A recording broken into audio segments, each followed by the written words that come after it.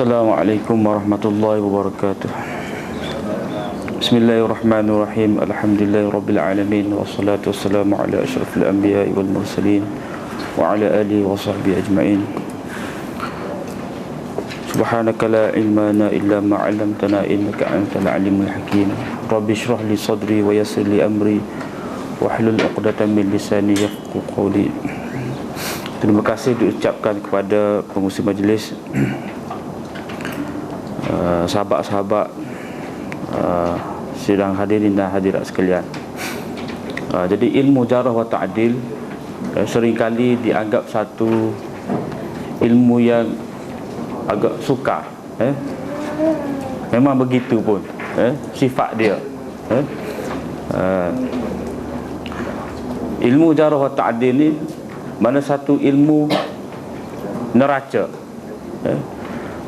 untuk kita ukur ataupun untuk kita timbang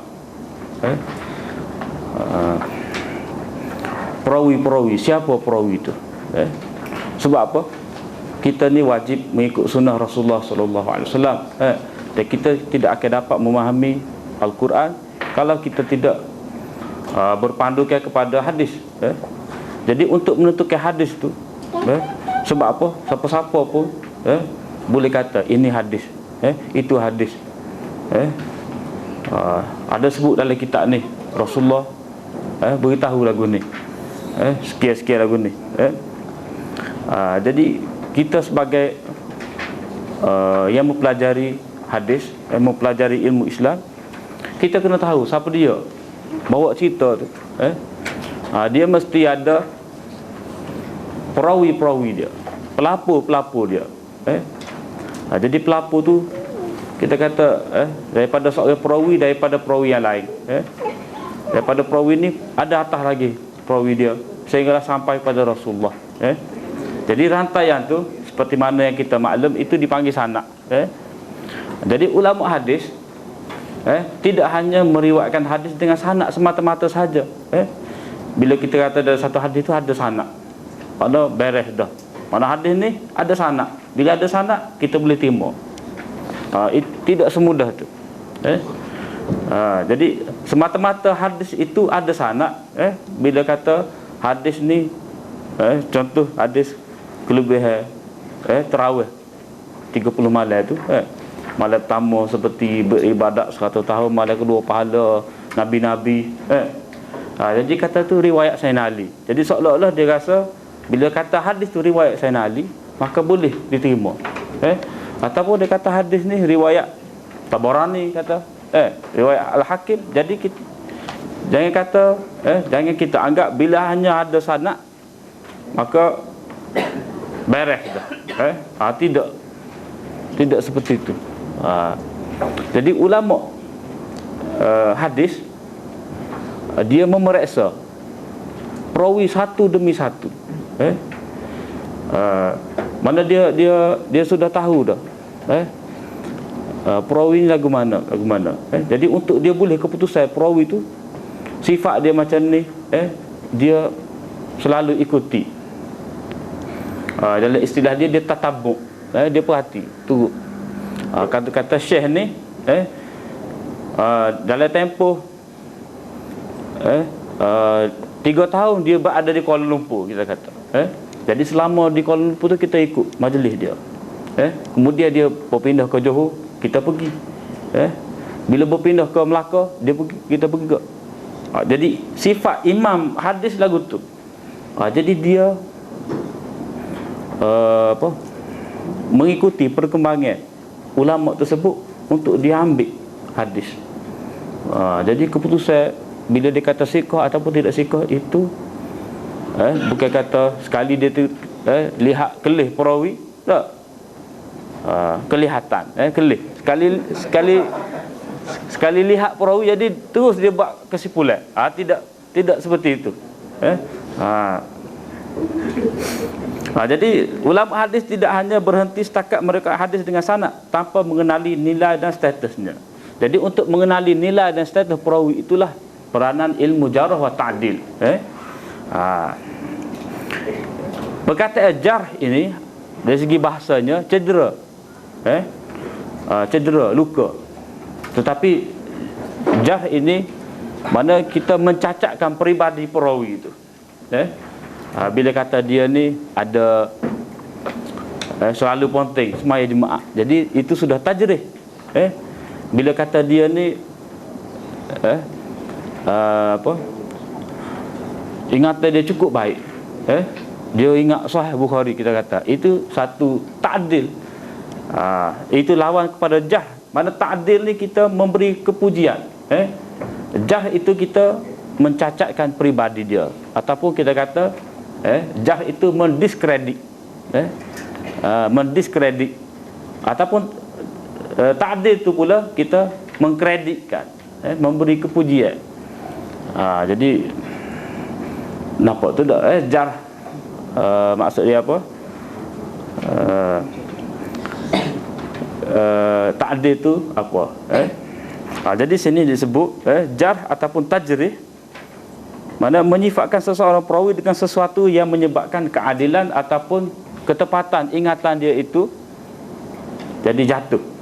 Jadi bila jatuh, riwayat dia tu tidak boleh kita terima. Jadi kita menyifatkan seseorang perawi itu dengan satu sifat yang menyebabkan hadisnya itu tak boleh kita nak ambil. Seperti kita kata dia ni dhaif kerana ingatan dia celaru.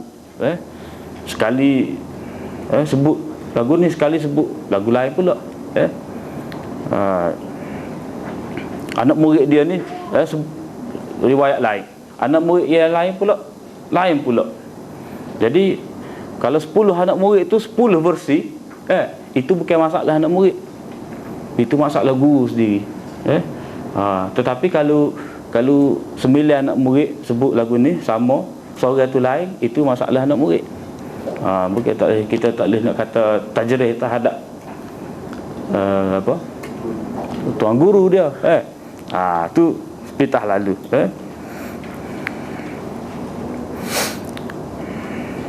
Ta'dil pula bermaksud memberi kepujian kepada seseorang perawi dengan menunjukkan kepada keadilannya ataupun dhabitnya. Dhab mana ketepatan ingatan dia, dia jaga kitab dia, mana dia dengar hadis daripada syekh dia tu, dia catat.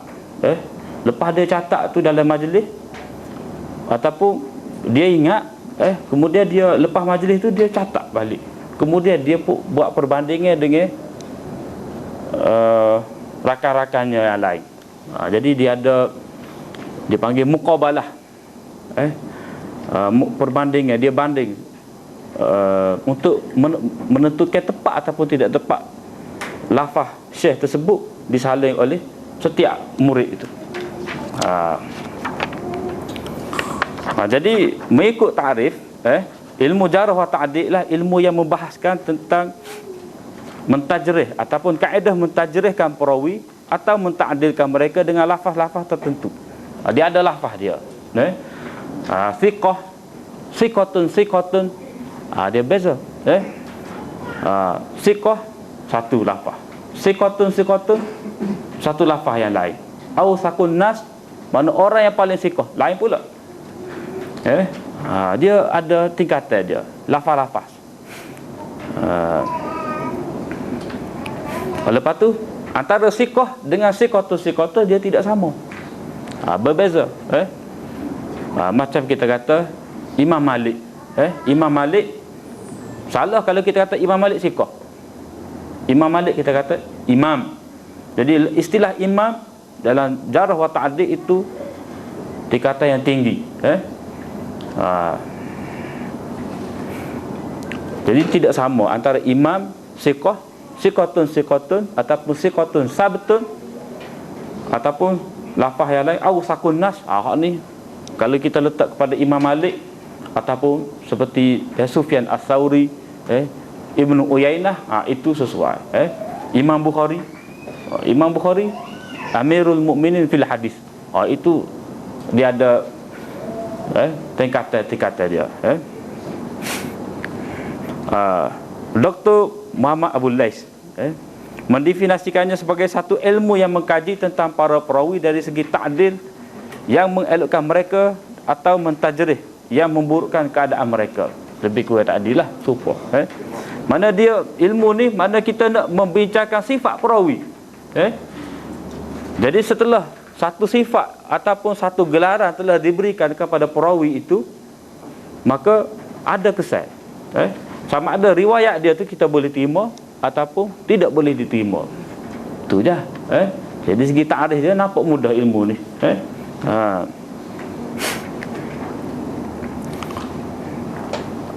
Ada setengah pengkajian lain, Dr. Hatim bin Arif Al-Auni Al-Sharif, dia cuba buat satu perbezaan, mana secara teori dan secara praktik ilmu jarh wa ta'dil.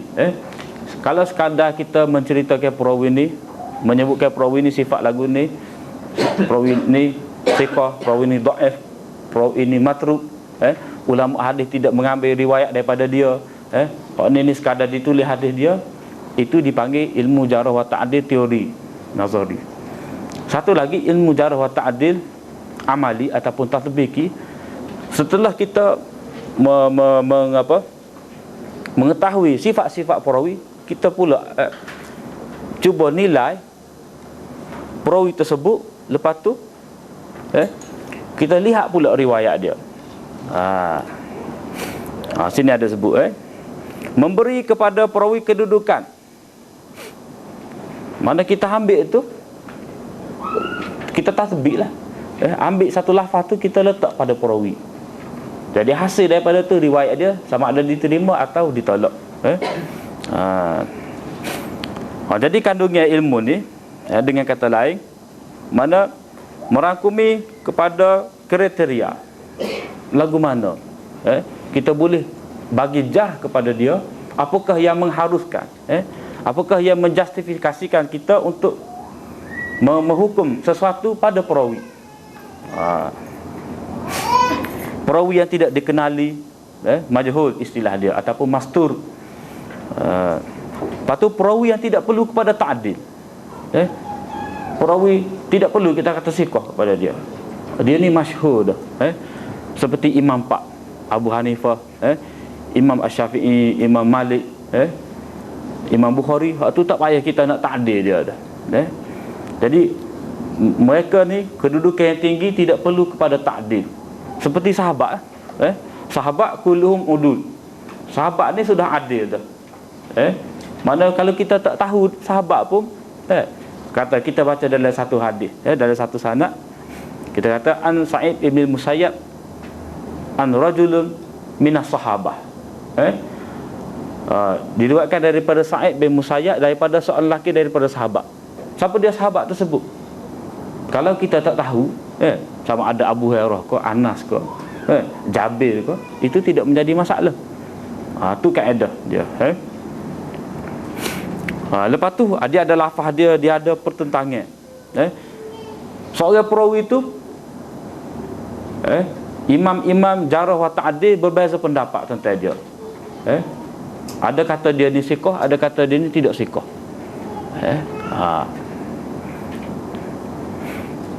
Kadang-kadang seorang imam tu sendiri, sekali dia kata syekh ni siqah, sekali dia kata dhaif. Dia ada tu, dia panggil ta'arud, kontradik, berhubung seorang perawi. Tu kandungnya ilmu jarh wa ta'dil, skop perbincangan dia. Jadi benda-benda lagu ni kita akan bertemu dalam ilmu jarh wa ta'dil. Dia asal ilmu jarh wa ta'dil ni, dia bukan sesuatu yang terpisah. Bukan sesuatu yang terpisah daripada skema dia, kita kata, skema ulum hadis.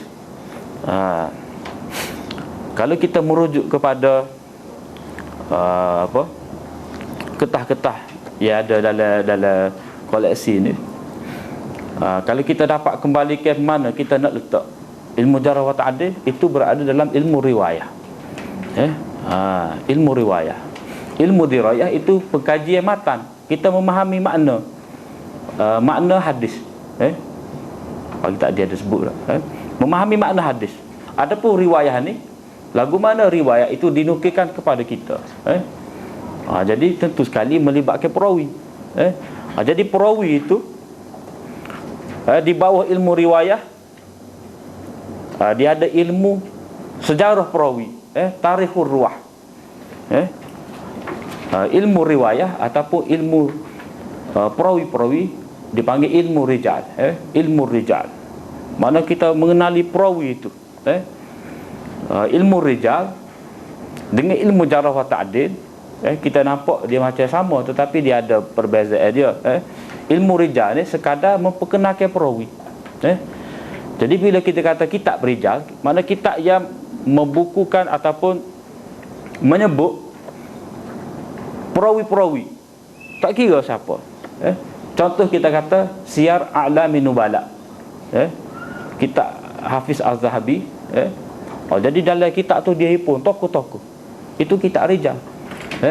Semua tokoh-tokoh hadis, hatta sahabat sahabiah ada, semua dalam itu ada belakang. Begitu juga kitab-kitab lain, tarikhul Islam. Dia sebut perawi-perawi gini, mengembara mana, tahun ni bila dia lahir, berapa lama dia belajar di tempat dia sendiri, siapa dia guru di tempat dia sendiri. Ilmu rijal akan sebut, selama mana dia berada situ, lepas tu negeri mana dia mengembara, dia berada di Mesir berapa tahun, kemudian kalau dia pergi ke Basrah, di Basrah berapa lama, kalau dia pergi ke Iraq berapa lama di Iraq, kalau dia berada di Mekah pada tahun berapa, siapa guru dia tu, perawi tersebut di setiap tempat. Itu tercatat dalam kitab rijal, ataupun kita kata ilmu ruwah, ilmu tarikhur ruwah. Mana dia akan memperincikan. Lepas tu dia akan sebut pula, perawi ni bila berlaku nyanyuk kepada dia, ikhtilaf, celaru. Jadi masa dia kata, kalau biasa ulama rijal sebut, semasa dia duduk di Mekah tak apa lagi, tetapi bila dia pergi ke Iraq, sudah ada kekacauan, ataupun semasa dia berada di Yaman, hadis dia semua elok, mustaqim, tetapi bila dia sapa di Mekah, bona, dia sebab kita hafal 10 hadis pun jadi tukar, usah ada hadis, baca surah Yasin sudah alif lam mim sajadah. Jadi itu kita, kalau kita nak faham berlaku waham ataupun ikhtilaf pada perawi, mana kita boleh rasa sendirilah. Jadi jangan pula kita kata apalah perawi ni berlaku ikhtilaf, nyanyuk, celaru. Tak. Dia menghafal beribu-ribu nama rijal, bin tu bin ni, Muhammad bin Abdullah tu ada berapa, Khalid bin Ahmad, dalam ilmu hadis Khalid bin Ahmad ada berapa orang. Lepas tu Khalid bin Ahmad ni bukan setakat ilmu hadis saja, kita kena beza pula Khalid bin Ahmad dalam ilmu nahwu pun ada, dalam ilmu tajwid pun ada, ada belaka. Jadi ulama rijal dia akan tentu, kalau ni Al-Hijazi, kalau ni Al-Basri, ni Al-Iraqi, ni Al-Himsi. Jadi dia ada pula di bawah ilmu rijal tu, dia ada ilmu ansab. Ni sebuah mana, kalau kita kat Kelantan ni tu tak apalah dak, tapi dia ada ilmu ansab, mana kalau kata sebut Al-Qurtubi, Al-Qurtubi mana semua daripada Qurtubah, Cordova tu, tapi Qurtubi mana Qurtubi dalam bidang hadis, orang lain daripada Qurtubi dalam bidang tafsir. Itu dua tokoh yang berbeza. Lepas tu Qurtubi dalam hadis sendiri, dia ada hak lain pula. Qurtubi hak tulis syarah Muslim seorang, hak Qurtubi tulis syarah Bukhari seorang, lain pula. Jadi dia ada kitab Al-Ansab, dia panggil. Dia akan menyebutkan nisbah. Itu sebahagian daripada kitab rijal. Jadi bila kita ngaji hadis, dia kena tahulah. Contoh sini, kalau muka surat 3, nota kaki nombor 5, Yahya bin Ya'la Al-Muharibi, Yahya bin Ya'la, nama serupa. Cuma berbeza nasab, nisbah. Seorang lagi Yahya bin Ya'la al-Aslami. Itu dhaif. Jadi kalau kita tak kenal, hak mana masuk dalam sanad ni, kadang-kadang dalam kitab hadis dia sebut Yahya saja. Yahya mana tu? Ataupun Yahya bin Ya'la, hak mana sah? Ataupun sebut Abu Umayyah, hak mana sah? Dia ada pula. Kalau hak Abu ataupun Ibni ni, dia ada satu kitab lain pula, dia panggil kitab kunyah. Jadi hak Abu ni dia ada kitab dia suku pula. Hak kata Abu Ismail siapa dia? Abu Muhammad siapa dia? Dia ada pula tu. Jadi hak tu dikira sebagai tarikh ruwah. Jadi antara ilmu rijal dan ilmu jarh wa ta'dil ni, maknanya sebelum kita memberi keputusan mentajrih ataupun menta'dilkan perawi, kita kena tahu dulu latar belakang perawi tersebut. Jadi kalau silap, boleh jadi hak perawi siqah kita anggap sebagai dhaif. Kalau hak dhaif kita anggap sebagai siqah. Itu bahayanya. Tetapi kalau macam Sufyan, kalau kita dalam sanad kita jumpa Sufyan, itu boleh jadi Sufyan Ats-Tsauri ataupun Sufyan Ibnu Uyainah, tidak menjadi masalah. Sama-sama imam siqah. Jadi ulama jarh wa ta'dil tidak akan dapat memberi keputusan yang tepat pada perawi sebagai siqah atau dhaif, melainkan dia bergantung kepada tarikh ruwah.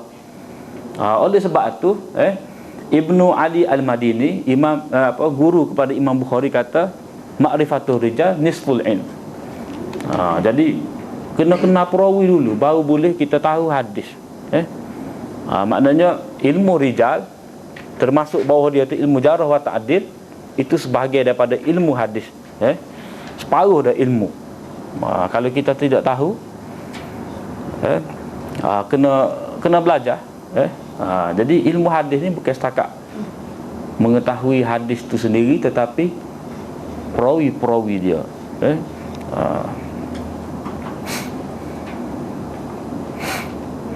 Lepas tu, apa kaitan ilmu jarh wa ta'dil dengan ulum hadis? Kalau kita ngaji ulum hadis, sebab panggil ulum hadis jamak pada ilmu tu, sebab dia banyak cabang. Dia ada hadis sahih, dia ada hadis dhaif, dia ada hadis hasan, dia ada hadis munkar, hadis muttarib, hadis syadz, hadis apa lagi? Musahhaf, ada hadis mudraj. Dia ada istilah-istilah dia tu. Kebanyakannya bermula dengan huruf mim. Istilah hadis. Jadi ulama buat pembahagian, mana ilmu hadis terbahagi dari satu sudut, terbahagi kepada makbul dan mardud. Tak, kita jumpa istilah tu tadi. Mana hadis yang diterima, hadis yang ditolak. Jadi hadis bila dibahagi kepada makbul dan mardud, dia boleh juga dibahagi kepada hasan, sahih, hasan dan dhaif. Jadi ulama boleh memberikan istilah-istilah kepada jenis hadis ni kerana apa? Kerana berdasarkan kepada sifat perawi itu. Ataupun berdasarkan pada sifat perawi dari sudut jarh wa ta'dil. Jadi ilmu jarh wa ta'dil ini sebenarnya ibu ataupun punca kepada lahirnya istilah-istilah dalam ilmu ulum hadis, ataupun kita panggil ilmu mustalahatul hadis. Ilmu istilah-istilah hadis. Sebab tak ada ilmu yang paling banyak istilah melainkan ilmu mustalah hadis, ulum hadis. Jadi contoh kita kata tak, kalau perawi itu sempurna, adil dia, mana dia orang ni berjuruh benar lah, bahasa Kelantan tak, orang yang berjuruh, istiqamah dalam perjalanan hidup dia ni komitmen tinggi dengan ajaran agama, cukup beriltizam, itu dipanggil sebagai seorang yang adil. Boleh buat saksi lah. Mana adil itu boleh menjadi saksi, mana dia ni orang berjuruh, dia ni iltizam dengan hukum-hukum syarak, itu dipanggil adil. Lepas tu dia ni ingatan molek. Jadi kalaulah ingatan dan sifat adilnya itu cukup sempurna, maka hadis dia dikira sebagai sahih. Tetapi kalaulah dia itu sempurna hanya dari sudut adil dia, tetapi dari sudut ingatan dia kurang, rendah sedikit. Dia tidak lemah ingatan, tetapi kurang sikit. Khafa dhabtuhu dalam istilah dia. Maka perawi lagu ni dipanggil, hadis dia dikatakan sebagai hasan. Jadi adanya hadis hasan, hadis dhaif, hadis sahih kerana sifat perawi itu. Kalau dhaif, mana perawi itu lemah ingatan. Jadi dia apa? Mana istilah ataupun pengistilahan terhadap jenis-jenis hadis itu bergantung kepada sifat perawi itu. Mana ilmu jarh wa ta'dil itu melahirkan istilah-istilah hadis, melahirkan ilmu mustalahatul hadis. Itu kaitan dia.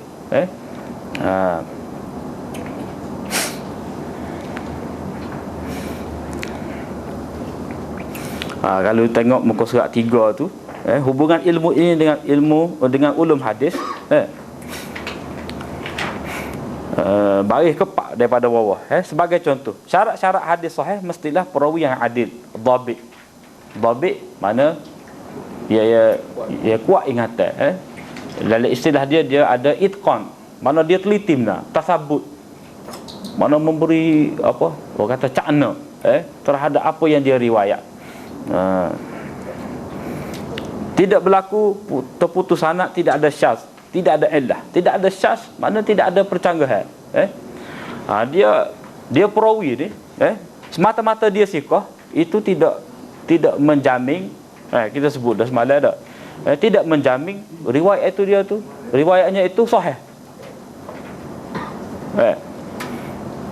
Sebab apa? Boleh jadi seorang perawi yang siqah, dia boleh dalam hadis dia boleh bercanggah dengan perawi yang lebih siqah daripadanya. Contoh, ramai-ramai perawi yang lain sebut daripada tok guru, kita kata ada 4 perkara. Tiba-tiba dia ni sebut 10. 10. Ataupun dia sebut kurang lagi. Ataupun dia sebut ni lain sikit. Mana ada perbezaan tu. Jadi dengan sebab perbezaan itu, walaupun dia perawi yang siqah, tetapi dia bercanggah dengan perawi yang lebih siqah daripada dia. Jadi terpaksa diketepikan hadis dia. Maka hadis dia tu dikira sebagai syaz, ganjil. Ganjil. Jadi oleh itu tu, untuk mentashihkan, mana untuk kita menghukumkan sebagai sahih dan mendhaifkan hadis, mestilah berpandukan penguasaan ilmu ini, mana ilmu jarh wa ta'dil, mana dia ada perkaitan. Lepas tu satu lagi cabai ilmu hadis, ini yang cukup memang betul-betul suka. Ilmu ilalul hadis, penyakit-penyakit hadis. Jadi ilmu penyakit hadis ni, dia macam kanser lah kita kata. Nampak segar, sehat tak? Gemuk meteng tak, nampak sehat. Tetapi rupanya ada penyakit.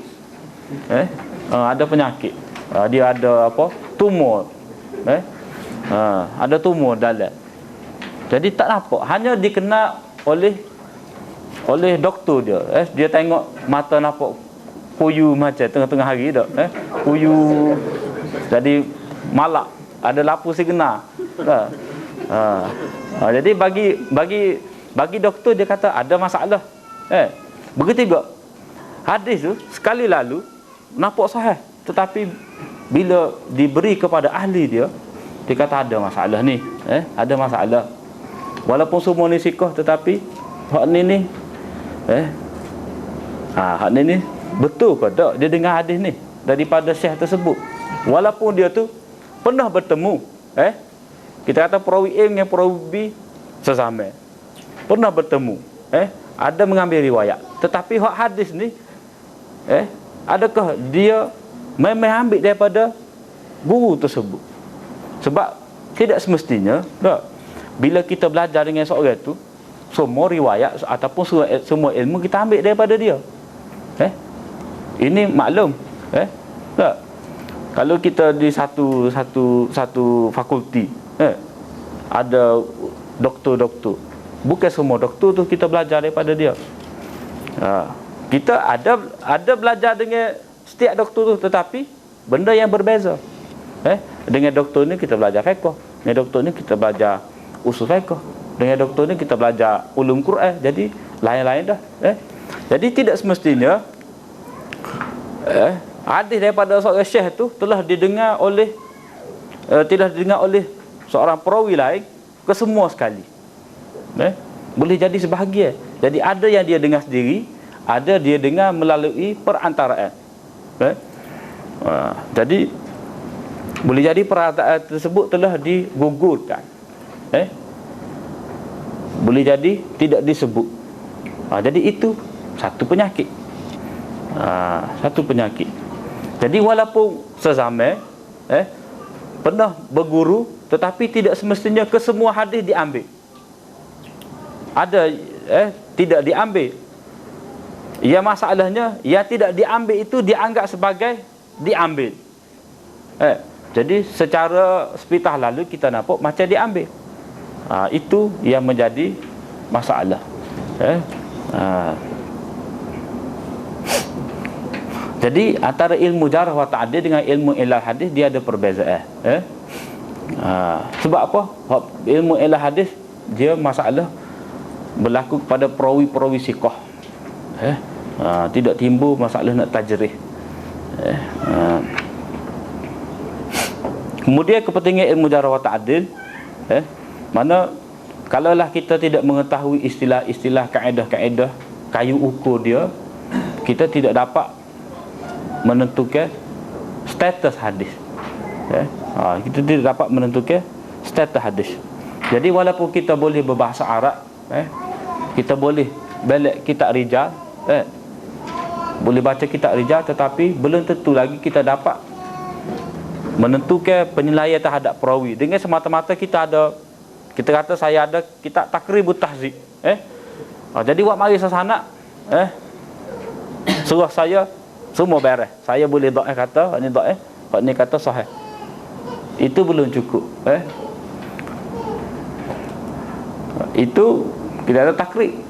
Kalaulah orang tu ada kitab yang lain lebih besar lagi, belum tentu dapat kita mengetahui istilah-istilah. Dia masalah ilmu jarh wa ta'dil yang dikatakan sebagai sukar, sebab dia ada kamus dia.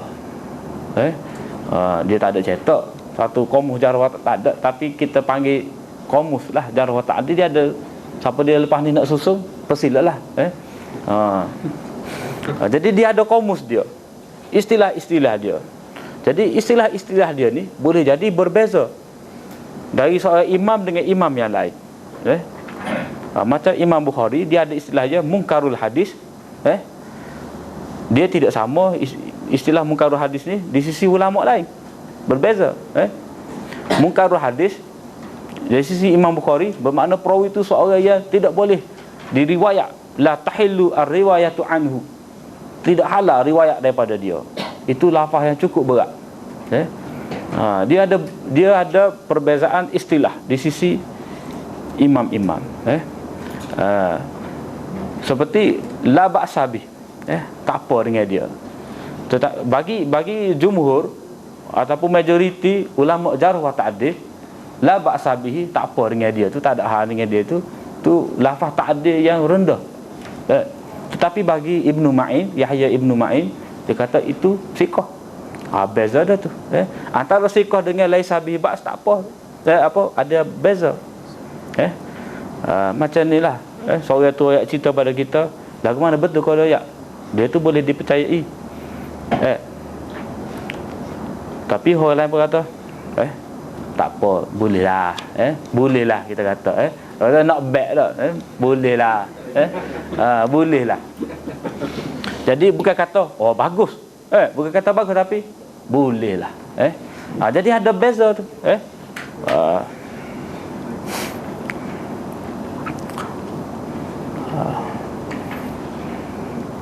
Jadi walaupun kita mentelaah kitab jarh wa ta'dil, belum tentu lagi kita dapat menguasai kaedah dia. Kita kena belajar kaedah dia. Jadi kaedah dia tu hana tidak sebut dalam kitab ni. Dia kena ngaji suku lah. Jadi bukan setakat hari ni saja kita nak belajar tak. Jadi dia ada kaedah-kaedah dia. Sebahagian adalah sebut dalam risalah ni. Jadi ilmu jarah wa ta'dil, mana dari segi praktik dia sangat penting untuk kita mengetahui status hadis.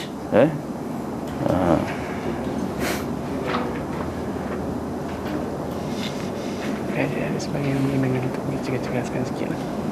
Sebelum kita masuk tajuk sebab-sebab. Jadi sebelum kita pergi lebih lanjut lagi, nak naik bukit ni, tak. Jadi nampak gaya pengusi kata kena break dulu. Hak mana nak take file tu. Nak warm up ke? Boleh lah. Sekadar 2 minit.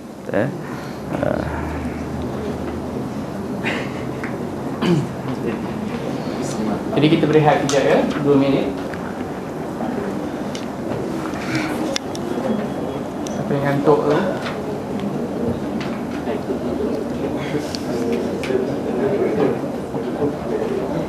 Go.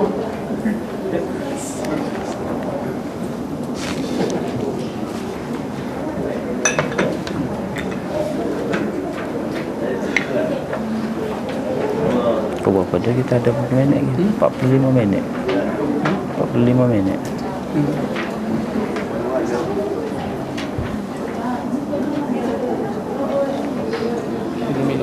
Tadi saya tak apa. 3.30 ke 40.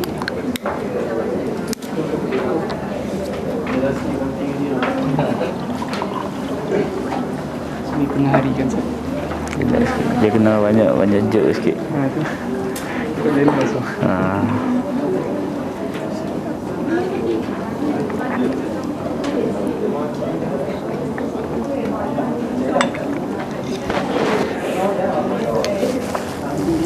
Kabur sama ni. Saya nak kabur sama ni. Dan setakat ni ya, paling banyak pun ni pun tak masuk. Kalau paling tinggi pun kalau boleh pergi, ni pun tak masuk. Ni tak masuk. Ni tak masuk. Ni pun tak masuk. Ni pun. Ya, ni rezeki sejarah lah. Kita nak kena metode lama tu. Okay, InsyaAllah kita boleh mulakan semula kuliah jarh wa ta'dil kita. Jadi kepada antum semua, insyaAllah semangat sikit. Ni kuliah terakhir kita. Nampak lena semua, tapi tak apa, insyaAllah kita teruskan. Silakan Ustaz.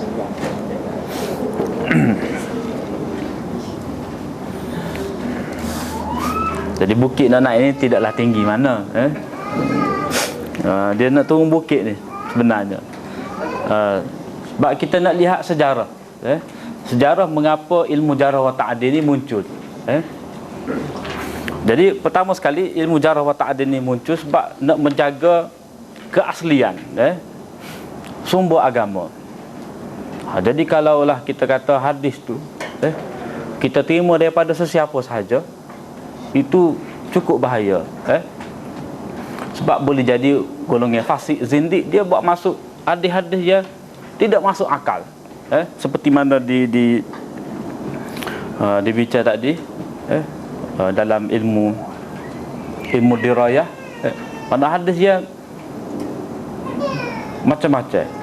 Jadi kalau kita tidak ada penilaian dari sudut riwayah, dari sudut jarh wa ta'dil, maka riwayat sesiapa pun kita terima. Jadi kadang-kadang ni kita mudah tertipu dengan penampilan. Jadi kita kata perawi ni sikoh. Sebab apa sikoh? Dia pakai kopiah. Dia pakai ada janggut panjang, pakai jubah. Jadi kita kata sikoh.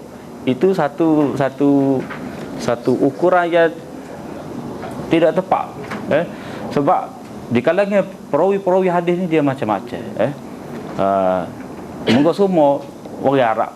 Lepas tu budaya Arab ni lebih mempengaruhi masyarakat umat Islam pada masa tu. Jadi penampilan tu banyak dengan cara lagu tu. Jadi semua ada janggut, jadi ada kopiah. Jadi kita nak nilai tu kena tengok banyak. Kena pergi ikut dia. Jadi perawi Imam Jarh wa Ta'dil ni dia selalu ikuti perkembangan. Ikuti perkembangan seorang syekh tu. Kalau macam kita ni, kita boleh ikuti perkembangan seorang tokoh tu bila dia tampil sebagai ahli ilmu. Lepas tu dia ada perubahan fikrah kah kita kata, dia tukar parti kah, ataupun berhenti daripada jadi ahli politik kah, ataupun dia buat kegiatan lain. Perkembangan lagu tu dia ambil kira. Jadi untuk menjaga kesahihan sumber Islam ni tidak dapat tidak mesti kita nilai perawi. Sebab itulah lahir ilmu jarh wa ta'dil. Jadi hak ni boleh baca ni, kata Imam Muslim. Mana kalau kita tidak teliti, kita tidak menilai sifat ataupun keadaan perawi itu, maka bahaya kepada agama kita. Oleh sebab tu Imam Ibn Sirin kata, inna hazal ilm dinun fanzuru aman ta'khudhu dinakum. Ilmu ini, mana agama ini adalah ilmu ini adalah agama. Mana sumber agama, maka hendaklah kamu perhatikan daripada siapa kamu mengambilnya. Mana kita kena tengok siapakah guru kita, bagaimana sifat dia. Jadi bila kita tengok syekh tu subah besar, jadi derah kita pada kitab dengan dia. Jadi kita pun tengok kitab dia tebal. Waktu nampak klasik, jadi kita pun semangat, ambil rehat, duduk depan sekali. Itu tidak kita kata tidak cermat. Mana kita kena tahu guru ni mana dia belajar, daripada siapa. Kalau boleh kita temu ramah dia. Mana kita dari satu ilmu jarh wa ta'dil ni sebenarnya ada dalam kehidupan kita dah. Kita lagu mana kita nak praktik.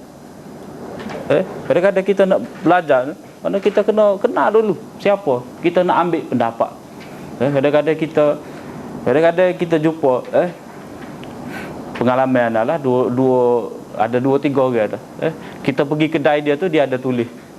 Dia sakut kitmir tengah-tengah tu, bulatan tu. Dia kata, saya kata, kak tahu tak apa benda ni? Saya kata ni syirik kak. Dia kata ustaz suruh letak ni. Jadi kita pun semua salah. Semua salah jadi.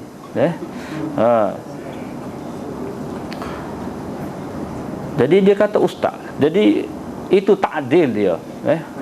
Itu orang masyarakat kita ni, dia mudah mentakdilkan seseorang. Jadi bila ustaz kata ni baik, letak nama Ashabul Kahfi tu dengan hak kitmir tu, dia kata anjing je. Jadi kitmir tu besar sekali. Jadi hebat anjing daripada wali-wali tu lagi. Jadi dia kata ustaz. Jadi satu ta'dil. Itu bahaya. Jadi bila masyarakat mudah menerima sahaja agama mereka ni daripada sesiapa sahaja, boleh terjebak dalam kancah syirik, bid'ah, patu benda-benda kecil lagi, macam-macam. Paling bahaya syirik. Jadi ilmu ni mana kita kena tahu sumber dia, mana kena perhati. Jadi oleh kerana ulama tu perhati semua sifat-sifat perawi lagu ni dia buat pembahagian pula. Macam tadi dia ada sikotun awsaqun nas. Jadi lahirlah kaedah. Jadi orang ni ada lagu ni. Jadi timbullah ilmu jarh wa ta'dil kerana nak menjaga agama. Kemudian muncul pelbagai fitnah dan bid'ah dalam dunia Islam.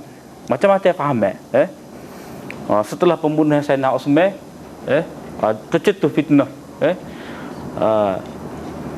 timbul Syiah hak mendakwa cinta kepada Ali timbul Khawarij yang benci kepada Ali masing-masing ni jago dalam mereka hadis dia ada golongan Murji'ah golongan Murji'ah dia ada kepentingan juga golongan Murji'ah ni dia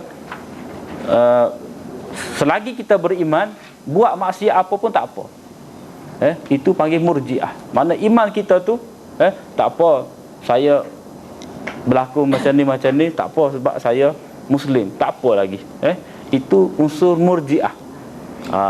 Berlaku dalam masyarakat kita tak apa saya berlaku jadi Fir'aun jadi Abu Jahal sebab saya Islam lagi, itu unsur Murji'ah yang tidak disedari tetapi bukan Murji'ah ni masuk zaman dulu tu jadi golongan Murji'ah dia ada fahaman dia golongan Khawarij dia ada fahaman dia masing-masing untuk menegakkan fahaman masing-masing ni dia guna dengan cara mereka-reka hadis macam tadi tokai sayu nak melariskan terung dia tu dia buat hadis terung jadi golongan zindik ni lebih-lebih lagi membawa pahaman-pahaman palsu ni lebih-lebih lagi dia guna dengan cara mereka-reka hadis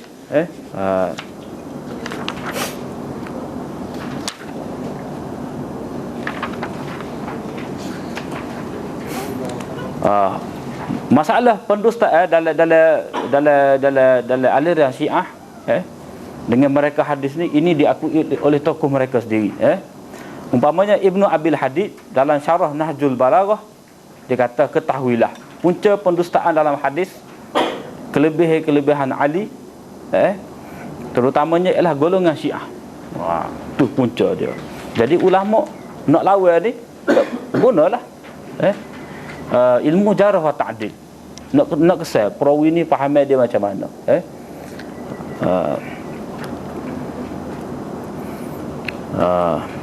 di sini dipetik daripada Ibnu Sirin juga Ibnu Sirin juga An Ibn Sirin qala lam yakunu yas'aluna 'anil isnad falamma waqa'atil fitnah qalu sammu lana rijalakum fayunzaru ila ahli sunnah fayukhadhu hadithuhum wa yunzaru ila ahli bid'ah fala yukhadhu hadithuhum.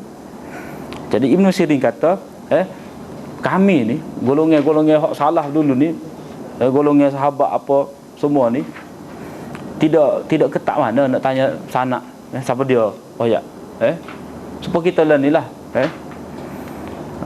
bila ada satu berita jadi kita mudah kita kira boleh percayalah orang kita, jadi kita boleh terima cerita dia sebab kita kata orang kita tetapi bila berlaku fitnah masuk orang ajam, orang majusi dalam dunia Islam melakukan pemberontakan kacau bila terhadap pemerintah Sayyidina Osman melahirkan apa macam-macam firqah, maka terpaksa ditanya siapa dia bawa hadis ni sebut samulana rijalakum, siapa dia tokoh-tokoh kamu, pencerita hadis. Jadi kalau dia sebut tu bi ahli sunnah boleh diambil kalau dia sebut tu bi ahli bid'ah tidak diambil riwayat mereka. Begitu juga timbul ilmu jarh wa ta'dil ni kerana para perawi tu muka manusia dia ada sifat lupa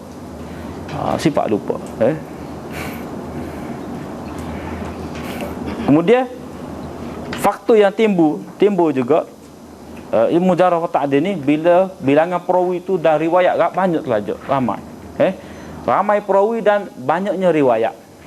Jadi perlu disaring nak tahu perawi ni tiba-tiba muncul seorang ustaz kita kata tak jadi kita pun kena selidik ustaz ni belajar mana siapa dia tu guru dia, lama mana dia belajar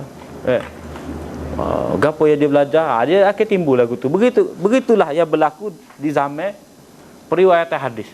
Bila tiba-tiba seorang tu ada buat majlis dia jadi ulama jarh wa ta'dil akan pergi siasat siapa dia sebab boleh jadi tu kayak cerita jadi di zaman awal dulu dia ada macam-macam golongan.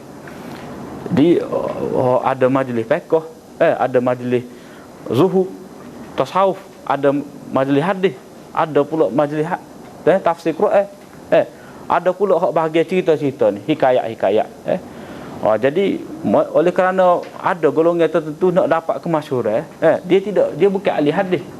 Tetapi untuk dia melariskan majlis dia ni biar ramai audiens dia ni, jadi dia buat mari cerita pelik-pelik. Sebab apa cerita pelik-pelik ni lah yang lebih disukai.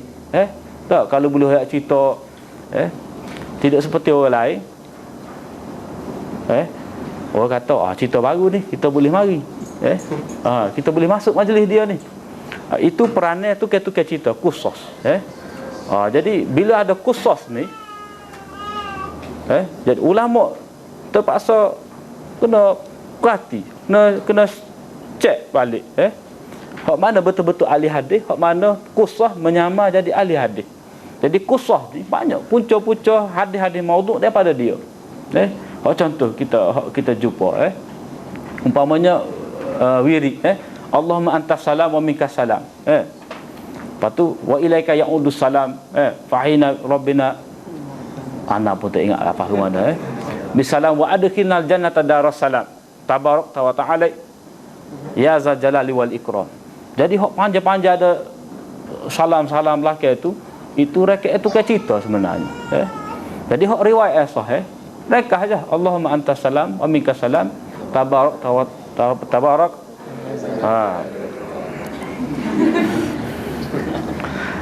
Jadi hak tu je. Jadi hak lebih-lebih tu, hak tu tukar cerita pun je.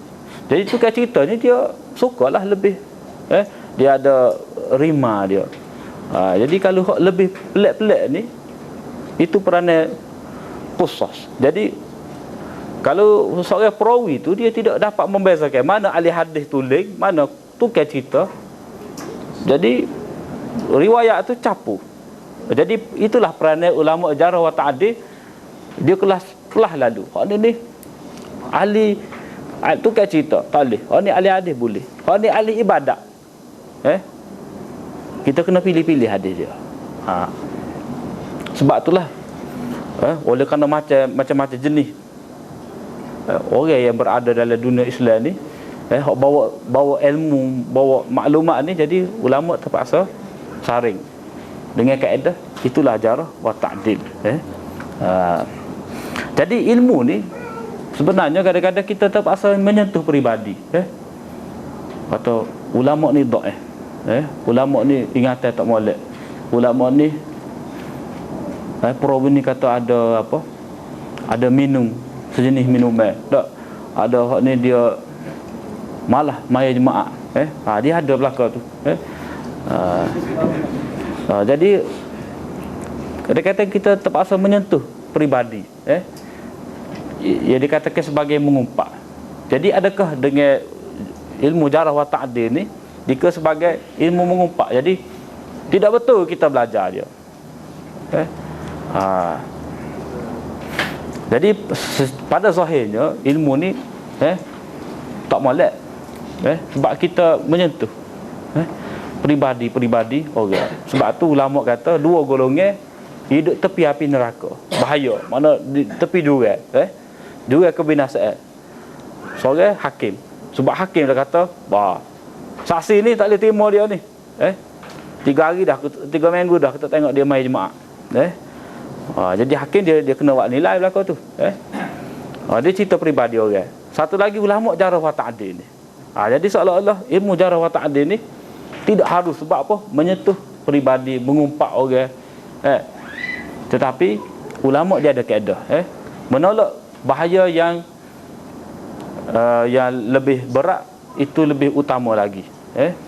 Mana kita kena mengenepi bila berhadapan dengan dua bahaya, dua dosa, kita kena tepuh langkah yang paling kecil sekali demi nak jaga hak paling besar. Jadi sekarang ni kita nak menjaga sumber agama. Jadi peribadi orang tu benda yang kecil. Hak pentingnya kita nak jaga sumber agama ni, nak selamat orang ni dunia akhirat ni. Jadi kalau kita duk main tahu dah orang ni tidak apa betul. Dia riwayat hadis macam-macam. Tak. Jadi kita kata, ngumpat biarlah dia. buat cerita tu. Itu tidak kena. Kita kena beritahu. Perawi tu tak betul. Dia ni bukan rajin sangat mai kelas. Hari ni dia mari, esok tak mari. Jadi ulama dia nilai tu. Mana hak cerlah-cerlut. Selai-seli mai ke kelas. Selai-seli mai kelas jadi banyak tuang dak kedah kata. Jadi bila tidak melazimi syekh tak, tidak berada sama dengan dia, jadi boleh jadi dia tertinggal fakta apa, jadi kurang sikit. Jadi ilmu cara wa ta'dil ni walaupun menyentuh peribadi orang lain, tetapi itu dikira sebab nak jaga agama. Jadi dari segi hierarki maqasid syariah, menjaga agama lebih tinggi lagi daripada menjaga maruah manusia. Jadi ilmu ni sebenarnya sudah ada dah. Asal ni dalam ayat Quran. Macam dalam surah Al-Hujurat tu. Tadi pun baca dah ayat ni. Ya ayyuhallazina amanu in ja'akum fasiqun binaba'in fatabayyanu. Mana kita kena fatabayyanu, buat kepastian. Jadi kepastian dia kena teliti. Siapa dia. Lepas tu Rasulullah sallallahu alaihi wasallam dia beringat pada kita, yakunu fi akhiriz zaman dajjaluna kadzabuna ya'tunakum minal ahadits bima lam tasma'u antum wala aba'ukum fa iyyakum wa iyyahum la yudillunakum wala yaftinunakum. Di akhir zaman ni ada dajjal. Lagi pendusta-pendusta besar yang membawa kepada kamu hadis-hadis, cerita-cerita yang tidak pernah kamu dengar oleh datuk nenek kamu, orang-orang dahulu, golongan generasi salah dahulu. Hendaklah kamu beringat, berwaspada dengan mereka. Nabi suruh ingat dah. Mana ada pendusta-pendusta ni bawa benda atas nama Nabi. Jadi Nabi suruh beringat dah. Mana Nabi kritik dah, sebut dah orang ni tak molek pendusta. Jadi Nabi sendiri mentajrih jadi sebab itulah ilmu ni dia panggil termasuk dalam bab nasihat. Termasuk dalam hadis ad-dinun nasihah. Jadi nak jaga kepentingan agama, kepentingan sunnah Nabi, kepentingan pada umat Islam. Jadi kalau silap amal hadis, maudhu' dianggap sebagai hadis, jadi banyak punah. Kalau kita belajar baca kitab hadis-hadis maudhu', dia macam-macam jenis kan. Tak. Jadi kita silap pilih tak pergi amal hadis-hadis maudhu', bahaya banyak. Jadi punah habis.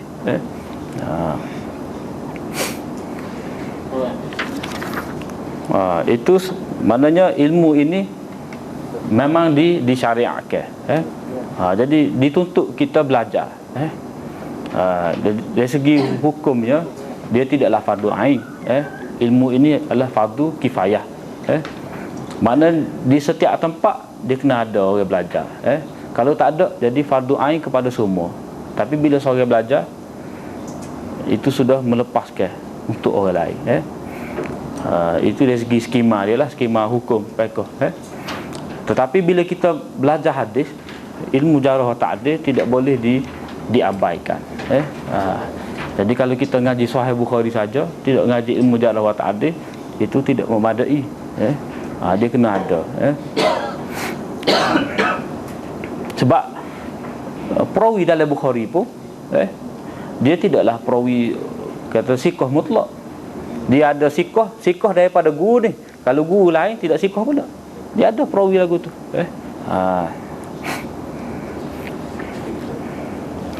Lepas tu syarat bagi ulama jarh wa ta'dil tu kita boleh baca sendirilah. Kemudian pengertian adil. Kata adil tu mana orang istiqamah dalam agama. Bab itu sudah pun kita huraikan di awal tadi. Lepas tu klasifikasi perawi berdasarkan pada bab itu anda boleh tengoklah. Kemudian bagaimana mensabitkan keadilan perawi. Jadi dia ada dua cara. Jadi perawi ni boleh diakui sebagai sikoh. Sebab apa? Pertama, sudah masyhur dah. Macam Imam Malik. Sudah masyhur dah dia ni sebagai imam. Panggil imam dari hijrah. Maklum dah. Jadi Imam Malik ni Mula dia duduk di Madinah. Jadi hebat dia tu sehingga dia tidak perlu menggembara tempat lain. Sebab apa? Ulama-ulama hadis hak lain turun di Madinah, pusat. Jadi dia tu di samping dia belajar hadis, dia mengajar. Jadi semua daripada pelusuk hak Samarkand, hak belah Yaman, hak belah Iraq, Basrah, turun situ belaka. Jadi bertemu dengan Imam Malik tu. Jadi semua sudah akui bahawa Imam Malik ni seorang imam, seorang hujah. Jadi masyhur tu. Jadi orang seperti lagu ni tidak perlu kepada ta'dil. Ni seperti Abdullah bin Mubarak, Syu'bah, Sufyan As-Tsauri, Waqi' bin Jarrah, Imam Ahmad bin Hanbal, Imam Syafi'i dan lain-lain lagi lah. Yang kedua, ada perakuan yang diberikan oleh imam-imam tentang keadilan perawi. Seorang pun tak pedah. Seorang imam kata Imam Ahmad kata perawi ni siqah. Itu sudah dikira sebagai perawi yang siqah dah tu. Mana sah dah. Sah dah pernyataan Imam Ahmad tu. Tidak semestinya ada dua. Makna perawi itu boleh dikira sebagai siqah bila seorang imam kata dia adil. Sudah memadai dah.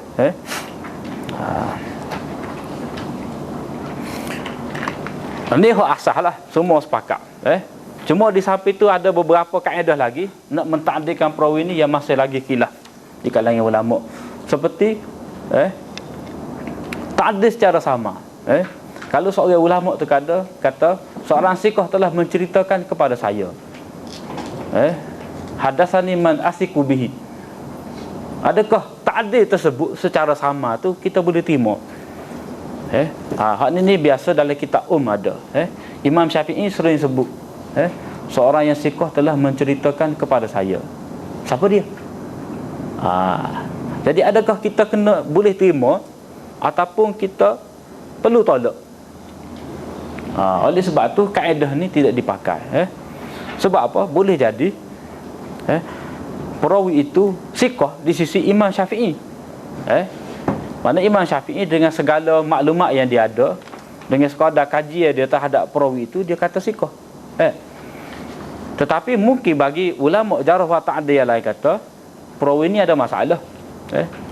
Jadi atas seorang perawi itu ulama jarh wa ta'dil berbeza pendapat. Biasalah ilmu ni ilmu ijtihad juga. Macam dalam mentasihkan mentadhi'kan hadis, dia boleh jadi ada perbezaan. Begitu juga dalam menilai perawi, mungkin perawi itu siqah di sisi seorang imam, boleh jadi tidak siqah di sisi imam yang lain, berbeza. Jadi ta'dil dengan kaedah lagu ni tidak boleh diiktimad. Tetapi bagi orang yang mengikut Imam Syafi'i itu sudah memadai. Itu sudah memadai. Lepas tu pula ada ta'dil dengan cara kalau imam tu meriwayatkan daripada seorang perawi, mana dia letak perawi itu dalam kitab hadis dia, ataupun dia meriwayatkan daripada syekh tersebut, maka itu ta'dil kepada dia. Ini pun kaedah yang khilaf juga. Kaedah yang khilaf juga. Tetapi pendapat yang lebih kemahnya, ini tidak boleh dikira sebagai kaedah yang boleh diterima. Sebab tidak semestinya seorang perawi itu dia ambil daripada perawi yang siqah saja. Boleh jadi dia ambil daripada perawi yang tidak siqah. Dia biasa ulama ni. Dia ambil daripada semua orang. Cuma setengah tu dia ayat, setengah tu dia tidak ayat. Jadi kita kena berhati-hatilah. Jadi kaedah ni tidak disepakati. Lepas tu hak lain tu kita boleh baca lagi. Ni ada satu lagi kaedah. Hak ni biasa. Bila seorang ulama, muka surat 15, perenggan yang kedua tu, apabila seorang ulama mengamalkan dan memberi fatwa berdasarkan sebuah hadis yang diriwayatkannya, itu tidak bermakna beliau mentasihkan hadis tersebut atau menghukumkan mana-mana perawi sebagai siqah. Tidak semestinya.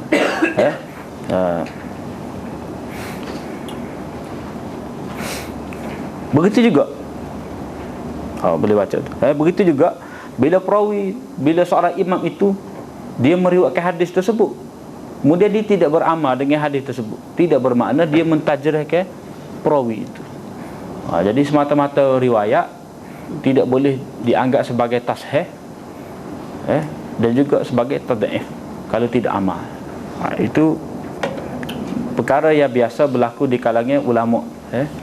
Jadi tidak semestinya, contohnya Imam Malik. Imam Malik kadang-kadang dalam kitab Muwatta dia tu bercanggah dengan fatwa dia. Jadi tidak bermakna Imam Malik tolak hadis tu. Tidak bermakna Imam Malik tolak perawi kepada hadis tu. Cuma bagi dia hadis tu tidak boleh nak diamal. Tidak, dia dalam pembahagian ulama usul hadis sahih tidak semestinya boleh diamal. Dia ada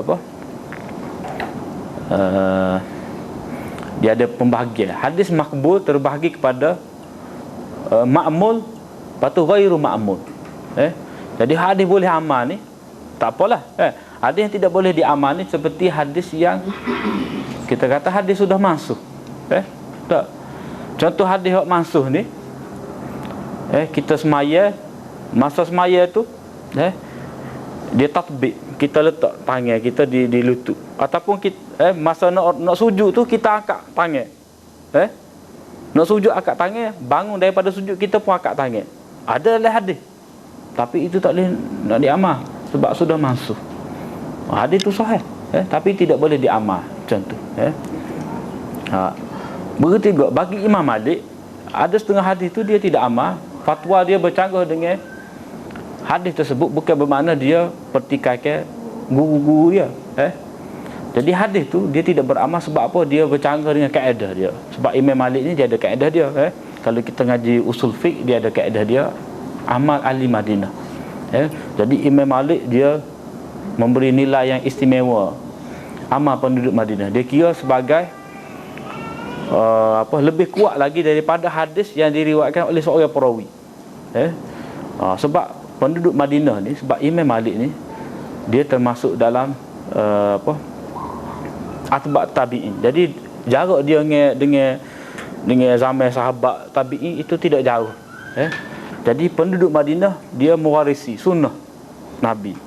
Jadi bila ada satu hadis tu bercanggah dengan amal penduduk Madinah, jadi Imam Malik ketepikan sebab zaman dia tu masih lagi dekat. Jadi dari segi Imam Malik, dia ada istilah dia ta'amul itu, mana benda yang menjadi amal, ta'amul tawarus, ta'amul dan juga apa yang diwarisi itu lebih kuat lagi. Jadi tidak bermakna Imam Malik tu dia tolak perawi tersebut. Cuma dari segi hadis tu bagi dia ada masalah lah, tidak bersesuai dengan kaedah dia. Sebab imam ni dia ada kaedah dia. Kaedah dia ijtihad. Jadi kalau imam tu tak ada kaedah, jadi main hentam pula sebrono di waktu beri pendapat, itu tidak boleh dipanggil seorang ahli ijtihad. Ahli ijtihad dia ada kaedah dia. Bila berhadapan dengan hadis lagu ni, lagu mana kita nak faham, bila dia bertemu dengan dua hadis yang bertentangan, ta'arud, ada hadis yang bercanggah satu sama lain, satu hadis kata lagu ni, satu hadis kata lagu ni, jadi macam mana nak selesai? Jadi ulama dia ada kaedah dia. Kemudian kaedah pengujian terhadap perawi. Jadi kaedah pengujian terhadap perawi ni, macam mana seorang imam jarh wa ta'dil boleh sesuatu yang mengharuskan kepada dia untuk mengkritik perawi. Macam mana kaedah dia guna, wasilah dia guna.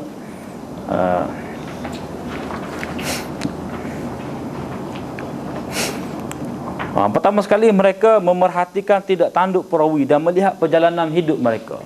Jadi tu ni kita sebut tadilah secara sepitah lalu. Di sini ada sebut, Yahya bin Abdul Rahman berkata, saya bertanya kepada Jarir tentang saudaranya Anas. beliau menjawab, jangan ditulis hadis daripadanya kerana dia berdusta dalam percakapan dengan orang ramai. Dia mendengar daripada Hisham bin Urwah dan Ubaidullah bin Umar, akan tetapi dia berdusta dalam percakapan dengan orang ramai. Jadi sebab dia bercakap dusta tu dengan orang ramai, maka jangan kamu tulis daripadanya hadis daripada dia. Sebab apa? Hal ini dia panggil berdusta dalam percakapan biasa. Walaupun tidak sabit dia berdusta dalam hadis Nabi. Dua benda yang berbeza. Seorang perawi itu dia berdusta dalam percakapan biasa ni. Janji tidak ada yang betul pun. Banyak apa pelawak berdusta, berbohong. Tapi bila dia riwayat hadis, kita boleh terima ke tak? Kata dia ni kecek dengan kita je, bercakap-cakap dengan kita je, sembang dengan kita je, kena tipu sokmo kita je. Tapi dalam bab hadis tak dia tidak warak, tidak takut pada Allah Subhanahu taala. Jadi sangka ego tu tak ada. Oleh sebab itulah ulama jarh wa ta'dil kata dalam bab apa jarh wa ta'dil ni tidak ada sangka baik. Dia macam satu kaedah. Begitu juga mengikut ulama jarh wa ta'dil, dia kata kalau orang tu nampak warak, nampak soleh, kamu jangan terpedaya.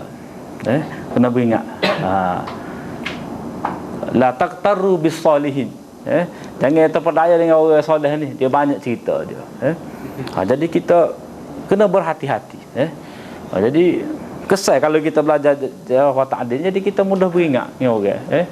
Jadi sekali tengok tu tak lewat keputusan lagi. Kita kena ikut dia dulu. Jangan derah, jangan cepat. Buat penilaian kita ataupun kita kata label. Ustaz ni gini dah, ustaz ni. Jangan cepat melabel. Jadi melabel tu makna macam kita tajrih dia. Sedangkan kita tidak buat penelitian. Jadi hak macam ni,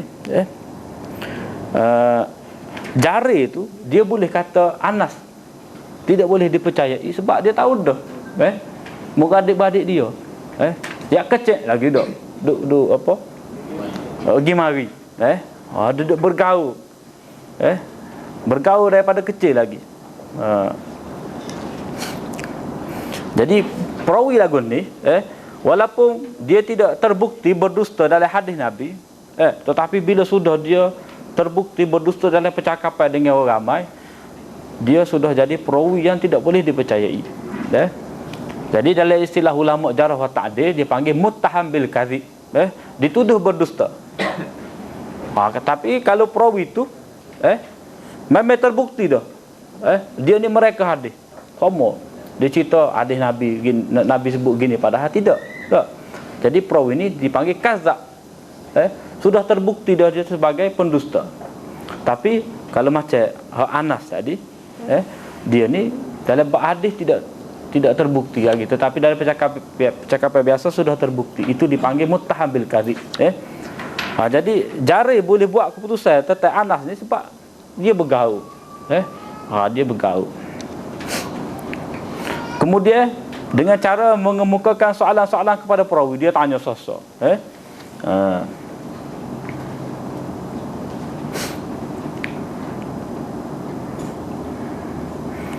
Disebutkan daripada Ismail bin Iyash Al-Himsi, satu kali saya berada di Iraq, lalu seorang ahli hadis datang kepada saya. Mereka berkata, di sini ada seorang lelaki yang meriwayatkan hadis daripada Khalid bin Ma'dan. Lalu saya bertanya, pada tahun berapa anda mencatat hadis daripada Khalid? Jadi Ismail tu kita tanyalah kawan tu. Dia menjawab pada tahun 113. Lalu saya berkata, meriwayat hadis tu dalam kubur kau. Mana Khalid tu 7 tahun dah meninggal dunia. Jadi mai kubur dia kau tanya. Setengah tu dia kadang-kadang jawapan perawi ni, dia mereka hadis dia tidak pandai juga nak nipu. Dia kata dia ada pak luh dia, benda dia tu. Dia dalam bab hadis dia boleh reka, tapi bila orang tanya soalan sejarah ni, hak ni beranak tahun bila lah beranak, dia boleh royak dengan molek. Dia tak tipu, dia tidak pandai menipu pula situ. Macam ni. Dia ada bak reka hadis dia boleh tipu. Tetapi bila orang tanya dia, hak ni beranak tahun bila, dia boleh jawab dengan tepat. Lepas situlah ulama boleh tahu dia ni berdusta. Jadi setengah kata, dia tak ada beranak, kamu ngaji dah dengan dia. Tidak, belum lahir ke dunia lagi kamu sudah ambil riwayat daripada dia. Jadi oleh sebab itulah Sufyan Tsauri kata, bila perawi-perawi pendusta ni dia guna penipuan, reka hadis, jadi kita guna sejarah. Hak tu penting, tarikh ruah tu. Hak ni beranak tahun bila, hak ni beranak tahun bila. Jadi kalau A tu dakwa ambil riwayat daripada B, sedangkan jarak masa tu terlalu jauh, automatik lah boleh tahu. Lepas tu cara yang ketiga dengan menguji perawi dengan talqin. Bukan talqin kubur ni. Talqin ni maksud dia, seorang imam dia pergi kepada seorang syekh tu. Dia kata, syekh ni kitab hadis riwayat syekh ni. Syekh tu kata, betul jalah, boleh kamu nak riwayat. Jadi bagi imam tu tak boleh pakai orang ni. Jadi kalau perawi tu bila kata ni riwayat tuan syekh, dia kata baca, betul aku dah ni, kita aku dah ni tebal ni. Jadi bila dia mengakui lagu tu, bermakna dia talqin. Jadi dia pakai turu orang lain kata bahawa ini hadis tuan, dia kata betul. Jadi perawi tu talqin, makna cek tu dia tidak cermat. Dia tidak kenal bahawa ni hadis, bukan hadis dia ni. Ataupun dia kata ni bukan kitab tuan ni. Dia tengok ni pi, dia lah bukan saya. Saya tebal. Padahal dia dah. Jadi dia tidak meneliti. Lepas tu kadang-kadang bila muzakarah tu boleh uji juga perawi. Ada hak ingat kuat, ada tidak, begitulah seterusnya. Lepas tu dengan cara keempat, melihat kepada catatan asal dan kitab-kitab perawi.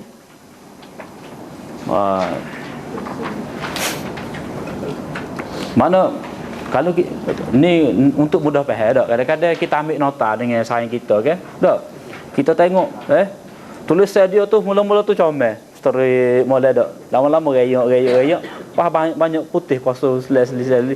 Aceh tu dia tidak faham. Dia hak lecturer dia sebut tu dia tak ada nak catat, dia tidak faham ataupun lepas ping. Jadi itu maknanya dia tidak ada tayakus, tidak khabar, tidak sedar. Dia hak dia belajar, hak dia belajar tu dia tak khabar. Jadi bila kita ambil nota dia, tak boleh, nota demo tidak boleh pakai, kena ambil daripada apa, ukti lah, nampak lebih itu sikit tak.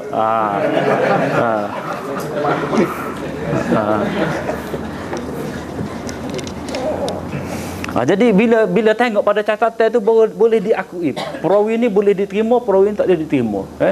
Lepas tu nampak apa di kitab dia tu, ada lukis pokok tamar dak. Jadi hak tu kata dobit kitab tu kena jaga kitab kita. Sebab itulah ulama dia jaga kitab dia. Sebab apa? Sebab takut jatuh kitab dia kepada orang tidak bertanggungjawab.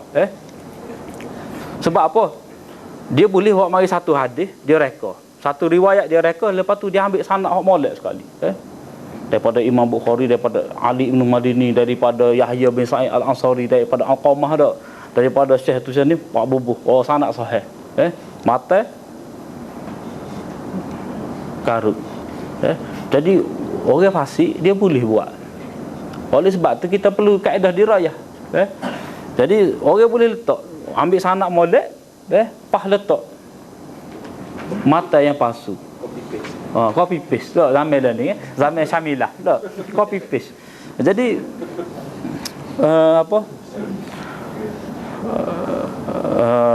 tu penting catatan kita kena jaga daripada terjatuh kepada orang lain. Jadi boleh jadi orang itu selit, kadang-kadang selit sepatah dua je. Benda ni tidak pelik berlaku. Zaman ni benda lagu ni kita masih ilmu jarh wa ta'dil masih lagi terpakai pada zaman ni. Dalam bentuk dia lah. Contoh dia Sahih Bukhari. Sahih Bukhari kena beringat kalau kita beli. Terutamanya cetakan baru yang agak ganjil. Nampak pelik. dari segi beli kitab sebenarnya kita kena tahu matbak mana, cetak mana ya lebih sahih. Ada cetaknya cetak rompok tak. Ada ya mari daripada Iran. Sahih Bukhari tu dia masuk. Dia masuk di celah-celah dia tu. Kata ya boleh menjatuhkan peribadi Nabi sebenarnya. Sedangkan dalam cetak ke Bukhari hak lebih muktamad, tak ada benda tu. Oleh kerana dia ada pitih ni, dia cetak Bukhari versi dia. Kita ayat versi dia nya. Pakai versi kita juga, tapi kita beli hak tu terpedaya lah. Tengok kita ni mulawanah dak. Warna-warni hak nama perawi warna perawi warna biru dak. Lepas tu hak sahabat warna hijau, mata hadis warna merah. Tak ada lagi skalanya merah hitam dah. Jadi kita nampak mulawanah dak. Banyak warna-warna ni. Jadi kita beli, lepas tu murah pula. Sedangkan dalam tu dia selit-selit. Jadi kita kena teliti sebenarnya kitab. Lepas tu kita kena lihat pula hadis-hadis perawi. Jadi ulama jarh wa ta'dil dia perhati. Perawi ni melampau dak dalam periwayatan dia. Jadi daripada riwayat dia itulah Imam jarh wa ta'dil boleh mengenal fahaman dia. Sebab melalui hadis-hadis itulah dia boleh masuk fahaman dia. Jadi daripada situlah ulama jarh wa ta'dil boleh nilai dia. Jadi itulah secara gambaran awal lah berkenaan ilmu jarh wa ta'dil ni. Jadi dia banyak kaedah-kaedah tu. Dari segi kamus dia, lafaz dia, kitab-kitab dia ada kitab rengkah, dia ada kitab usul kepada usul. Jadi bila kita ngaji jarh wa ta'dil ni, jadi kitab-kitab lagu ni kita kata balik semua lah. Dalam capaian semua. Duduk klik semua. Muka kitab dah ni kitab ibu belaka. Jadi bagi pelajar hadis, kitab-kitab jarh wa ta'dil ni mesti dia tidak berenggal lah, tidak berpisah. Ada semua dengan dia. Jadi setakat itulah yang dapat kita bicarakan pada hari ini. Sebab ilmu ni satu disiplin yang tersendiri, dia ada kaedah dia. Tidak kita kena bagi perhatian yang khusus. Sekadar itu saja. Wallahu subhanahu wa ta'ala a'lam. Terima kasih. Saya ucapkan terusan. Faham tak? Faham semua?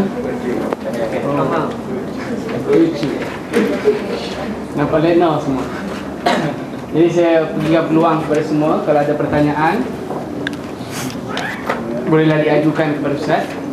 Saya bagi masa lebih kurang dalam 2 minit, 3 minit untuk tulis soalan.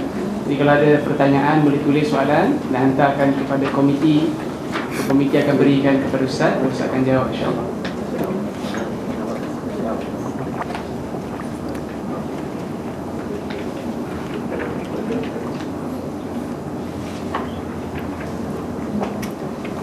Dah masuk. Jadi soalan pertama ni boleh start dah tak? Sambil-sambil tu. Adakah tokoh-tokoh ilmu jarh wa ta'dil mempunyai kitab hadis, kitab hadis tersendiri?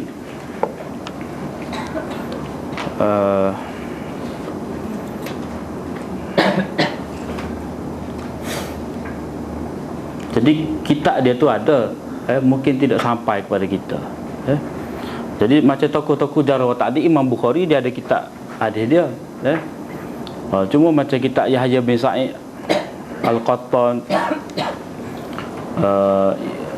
Abdul Rahman Al-Mahdi itu mengikut sekadar pengetahuan anda tak ada lagi tidak ditemui.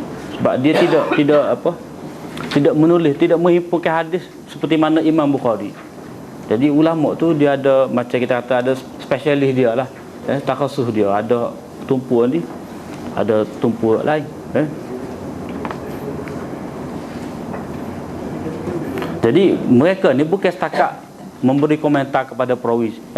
Dia kata adakah kerja mereka hanya memberi komentar terhadap perawi? ulama jarah wa ta'dil ni dia riwayat juga hadis.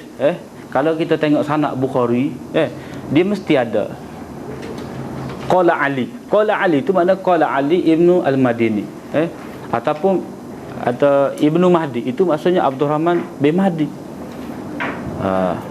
Wataku rijal lain ada juga kitab, macam Imam Ahmad. Imam Ahmad dia ada kitab rijal dia. Kitab ilal, kitab Ma'rifatul Rijal wal Ilal. Imam Ahmad. Jadi tokoh-tokoh jarah wa ta'dil ni dia riwayat dia ada. Riwayat dia ada. Mana kerja mereka bukan setakat kata orang itu tak molek, dia tetap juga meriwayatkan hadis. Dalam celah-celah sanad tu, dalam lapisan tawaqaq sanad tu, peringkat ni mesti ada tokoh dia. Yang kedua, tidakkah rugi bagi kita jika sesuatu hadis didhaifkan kerana perawi hanya kurang ingatan, sedangkan maksud hadis dia masih ingat?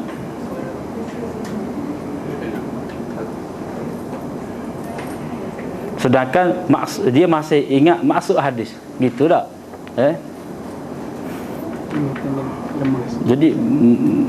Jadi perawi itu dia hanya lemah dari sudut ingatan dia. Jadi perawi lagu ni kalau dia tidak berseorang yang meriwayatkan hadis, itu tidak menjadi masalah. Mana hadis dia tu boleh kita kira sebagai hadis yang hasan, kalau ada perawi lain. Tetapi kalau semata-mata dia yang meriwayat, kita tidak boleh nak menolong, tak dapat dan nak nolong. Jadi masalah rugi tak rugi tu sebab ilmu hadis dia bergantung kepada sanad. Jadi kalau perawi tu dia berseorangan tafarrud, jadi seramai-ramai tokoh yang riwayat, seramai-ramai ada tokoh, tiba-tiba dia seorang yang dhaif yang meriwayat, itu masalah sebenarnya.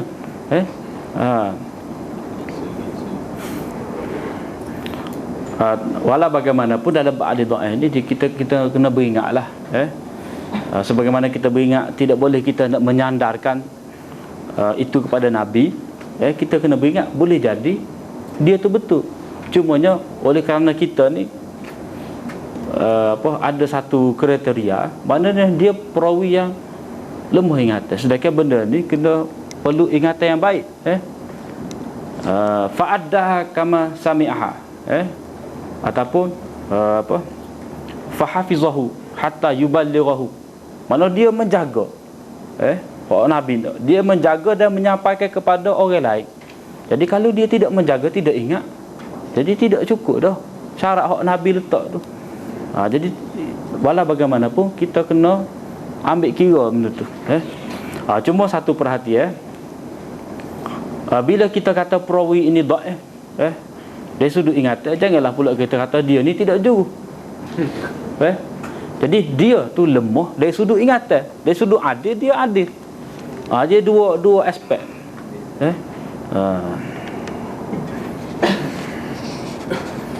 Lepas tu kenapa hanya Ibnu Ishaq dirjah oleh Darul Kausar, sedangkan banyak juga hadis bermasalah yang diriwayatkan oleh orang lain, sedangkan Ibnu Ishaq dianggap oleh sesetengah ulama sebagai raja sirah. Jadi kalau anak jawab hak ni tok guru dia ada, penulis dia ada lagi.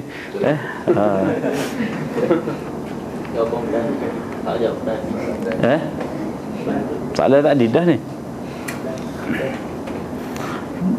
Sebenarnya Ibnu Ishaq ni bukan Darul Kausar sahaja, yang mentajrih Imam Malik nombor satunya, Imam Malik, Yahya bin Sa'id Al-Qattan, Sulaiman At-Taimi itu telah mentajrihkan. Dan Imam Malik dengan Ibnu Ishaq dia sezaman. Walaupun setengah ulama kata jarh al-aqran ghairu mu'tabar, makna kritikal sesama sezaman ni tidak boleh diterima, tetapi kaedah itu tidaklah secara mutlak. Sebab apa? Dia ada satu kaedah lagi. Ulama yang mentajrih dia ada satu maklumat yang tidak diketahui oleh ulama yang menta'dil.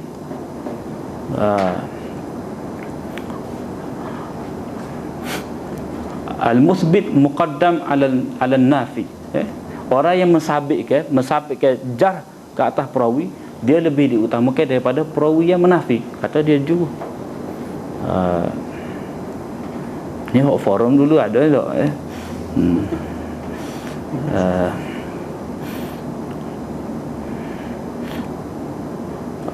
lepas tu banyak juga hadis bermasalah yang diriwayatkan oleh orang lain. Jadi Ibnu Ishaq tu sebagai contoh saja, sebab dia lebih popular, sebab dia ni raja sirah, jadi ada lagi yang lebih itunya, macam Waqidi, Waqidi pun orang anggap sebagai Amirul Mukminin fil hadis juga, padahal dia ni salah seorang pembohong juga. Jadi dia ada perbezaan itu. Jadi tumpu kepada Ibnu Ishaq sebab Ibnu Ishaq ia lebih popular sikit. Jadi ramai lagi perawi-perawi yang lain. Contohnya kalau kita belajar Jami' Tirmizi bab manaqib akhir. Di akhir itu banyak Imam Tirmizi buat masuk perawi-perawi Syiah. Dan dia isyarat ini perawi tidak molek. Jadi isyarat tu dalam di akhir kitab manaqib itu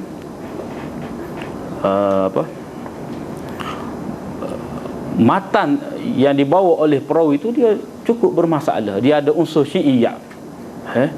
Jadi oleh kerana perawi itu tidak masyhur, jadi kita tidak bagi peringatan sangatlah, sebab hak Ibnu Ishaq ni dia maklum dah. Ada segolongan masyarakat yang meragui secara sedar barangkali terhadap kemampuan ulama-ulama hadis silam yang mampu mengingati beribu-ribu, berpuluh-puluh, ratus ribu hadis dan menganggap perkara tersebut sebagai mustahil. Bagaimana ingin memperjelaskan berhujah dengan mereka? Jadi bab ingatan ni kita bagi orang Melayu jadi lemah lah. Biasa orang Melayu ni kita pun tidak tahu sebab apa.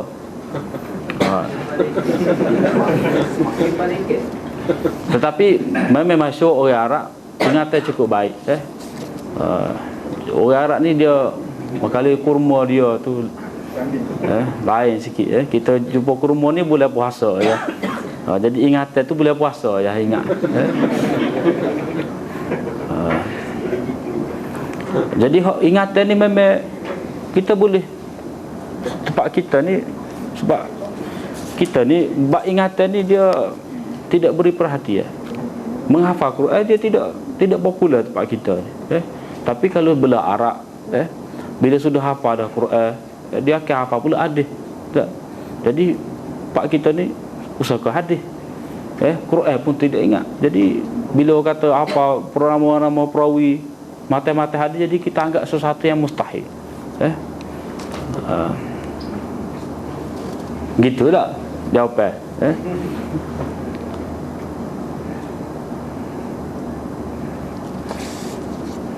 Lepas tu zaman dahulu dia nisbah dengan kita ni pencemaran udara, makanan sudah berubah dah. Dia ada faktor-faktor tu belakang. Hak pentingnya hak ulama ni dia terutama hak sebelah Bukhara, sebab pengalaman ana belajar, kita tengok orang India, Pakistan ni ingatan cukup kuat. Bila satu kelas tu Syekh syarah sejar juga dia boleh syarah betul-betul photostat. Jadi sistem MP3 tu tidak perlu bagi dia. Sebab dia di Pakistan dia ada syarah hadis, dipanggil syarah takrir ataupun amali. Jadi guru syarah, anak murid tulis. Jadi dia disapai dia ingatan yang baik, kefahaman yang baik, panggil cepat. Pernah sekali anak ikut satu daurah tafsir selama 2 bulan. Seorang sahabat dia balik tu dengan balik sebutir kitab tafsir Syekh syarah. Cukup cepat. Jadi ingatan dia kuat, kefahaman dia tinggi, tulisan cepat.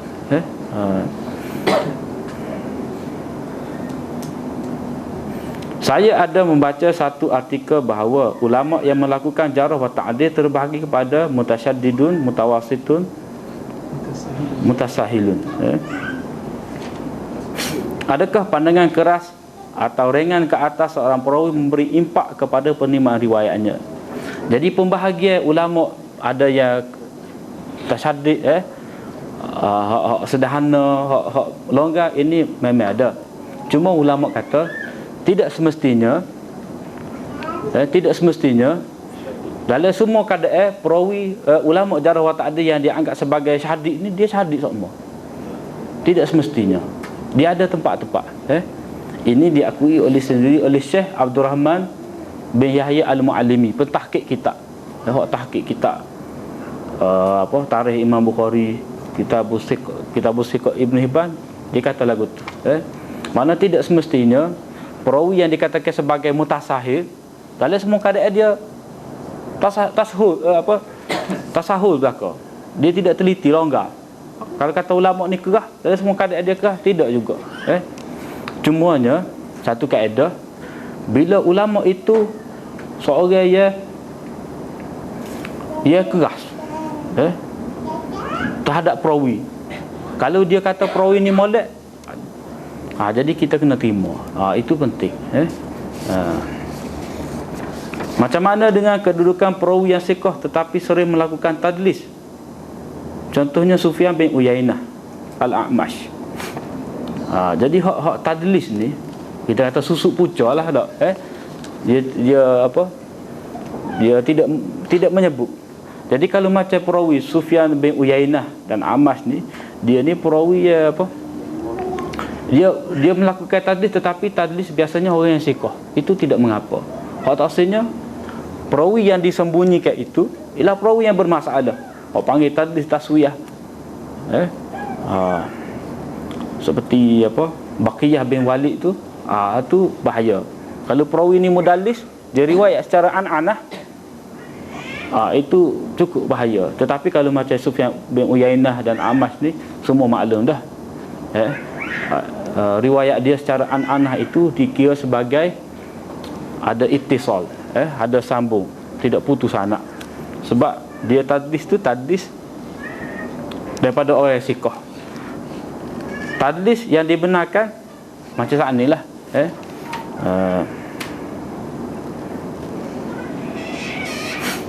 Lepas tu apa jenis riwayat Az-Zuhri yang perlu diperhatikan? Soalan Zuhri ni soalan Maulana ni. Cuma Zuhri ni kita dia perawi daripada dia tu ramah kelas. Tu satu. Yang kedua, riwayat mursal dia tu kena beringat. Sebab ulama kata marasil Az-Zuhri karih seperti angin, tak boleh nak pegang. Jadi dalam banyak-banyak hadis-hadis mursal, iaitu lopak daripada tabi'in tu kepada Rasulullah itu, panggil hadis mursal tu. Kalau mursal Zuhri itu cukup bahaya.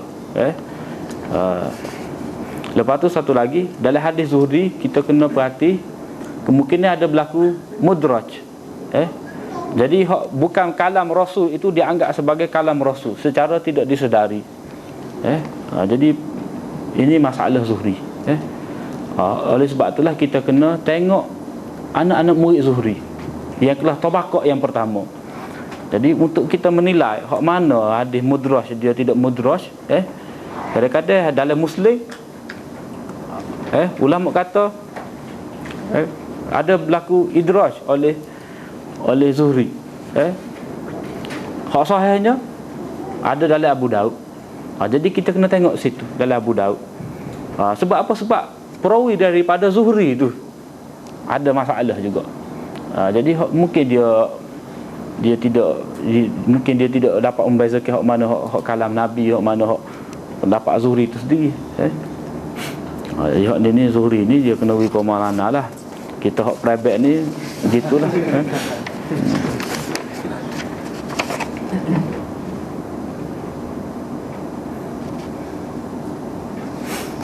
Pada muka surat 23, antara lafaz jarh wa ta'dil yang diberi ialah pada zahirnya dengan makna jarh tetapi maknanya ta'dil. Maka apabila ulama mengatakan si fulan itu syaitan, adakah maksudnya ta'dil? Memang. Ceritanya tak ingat juga. Jadi tak silapnya Sufyan bin Uyainah, tersilap lah, ataupun Sufyan Ats-Tsauri. Jadi ada seorang syekh ni, dia bawa Sufyan Ats-Tsauri ataupun Ibnu Uyainah jumpa dengan seorang imam.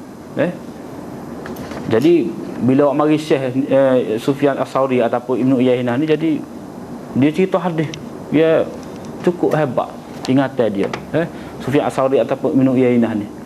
Jadi hak ulama ia menerima kunjungan tu, lepas dia klik tu dia kata tadi sikoh, bukan sikoh ni, syaitan. Maksud dia hebat doa, bukan orang. Jadi itulah ta'dil. Jadi hak kita nak kenal ni, mana kenal syaitan ni dengan makna ta'dil, dia kena qarinah. Dia ada kena baca latar belakang dia tu. Latar belakang ulama kata lagu tu sebab apa? Jadi kata syaitan tu takjub. Supaya ni lah, hebat doa. Saya kita ni boleh bagi komputer dok kata dok. Apa ni? Jadi kita menafikan dia tu sifat manusia sebab hak bisa lagu ni robot. Jadi kita kata apa ni? Jadi hak tu kita kena ingat, satu lafaz mungkin berbeza maksud.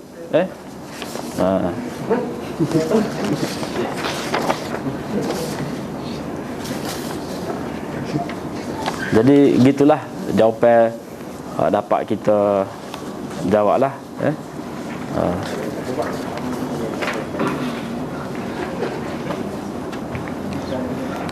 Wallahu subhanahu wa ta'ala a'lam. Terima kasih saya ucapkan kepada Tuan Ceramah berdasarkan penghuraian yang saya rasa akan jelas kepada golongan yang baru ingin memperkenali tentang ilmu jarh wa ta'dil. Kepada yang mungkin sudah tahu sebelum ini, mungkin ada input tambahan yang mungkin Ustaz sertai, dan saya berharap kepada semua supaya faham, dan kalau ada persoalan yang mungkin timbul selepas ini, mungkin boleh diajukan ketika sesi soal jawab perdana. Dan sebagai peringatan kepada semua, selepas ini kita akan ada minum petang tempat biasa. Kemudian saya ingin ingatkan kepada semua, pada pukul 4 nanti, selepas awak minum nanti, awak balik ke asrama dan check out. Saya kemas-kemas barang, kemudian letakkan beg anda semua di bahagian belakang. Dan jangan lupa dalam pukul 5 selepas solat asar, akan ada beberapa orang komiti bahagian pendaftaran akan menunggu di hadapan pintu sana untuk kamu serahkan kunci. Jadi saya berharap kerjasama daripada semua para peserta. Selepas ini kemas barang-barang, kalau boleh dalam bilik air itu, kalau mungkin bawa sabun ke ataupun sebagainya.